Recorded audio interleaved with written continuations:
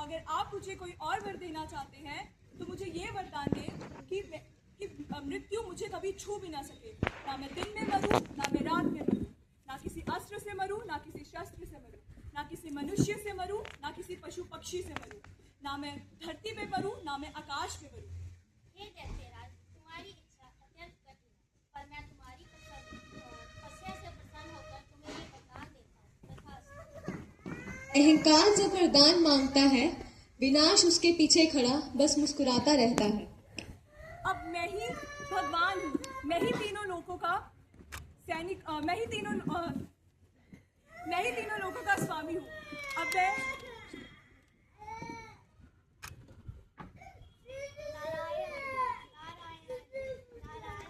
राज सिंहासन के वैभव के बीच एक बालक का हृदय केवल नारायण पुकारता है। ना उसे भय है, ना उसे प्राणों का मोह।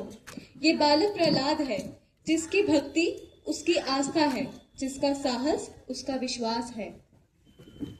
प्रहलाद मूर्ख बालक, मैंने तुझे कितनी बार बोला है कि नारायण की पूजा छोड़ अपने पिता, अपने राजा हिरण्यकश्यप की पूजा कर। आप केवल मेरे पिता हैं, राजा हैं, भगवान तो सिर्फ नारायण हैं, जो हर कर्म में व्यापी हैं। सैनिकों, ले जाएं इस मूर्ख बालक को। ले जाएं इस मूर्ख बालक को, इसे पहाड़ से गिरा दिया जाए, इसे मार दिया जाए। एक और पिता का क्रोध, दूसरी ओर पुत्र की भक्ति। सत्ता गरज रही है, पर विश्वास खड़ा अडग है।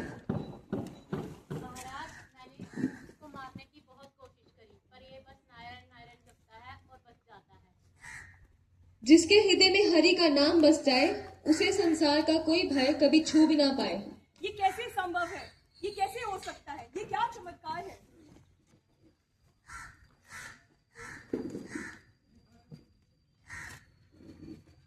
क्या हुआ भ्राता?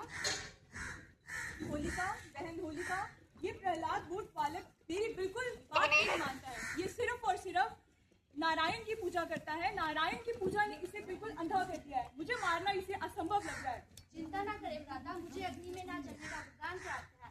मैं प्रहलाद को लेकर गोद में बैठ जाऊंगी और अग्नि मुझे नहीं जला पाएगी, प्रहलाद जल जाएगा।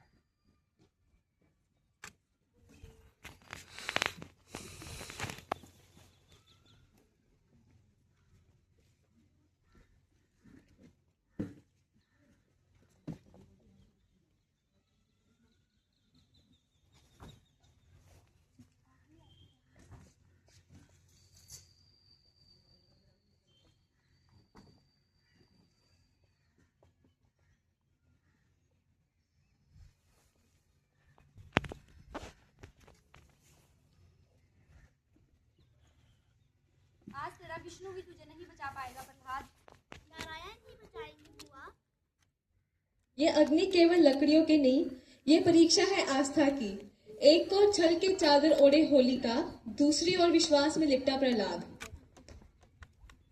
ज्वालाएं उठी, अहंकार हंसा, पर भक्ति ने आंखें मूंद ली और नारायण का सिर्फ स्मरण किया। मैं जल रही हूँ, मुझे बचाओ भ्राता, मुझे बचाओ, मैं जल रही हूँ। अग्नि में वही जलता है जो असत्य से बना हो। सत्य तो राख में भी फिर से जन्म ले लेता है। ये कथा हमें सिखाती है कि सत्ता क्षणिक है, पर सत्य शाश्वत है। अहंकार जलता है, भक्ति खिलती है, और यही कारण है कि हर वर्ष हम होली का दहन करते हैं, ताकि अपने भीतर के अहंकार को जला सके।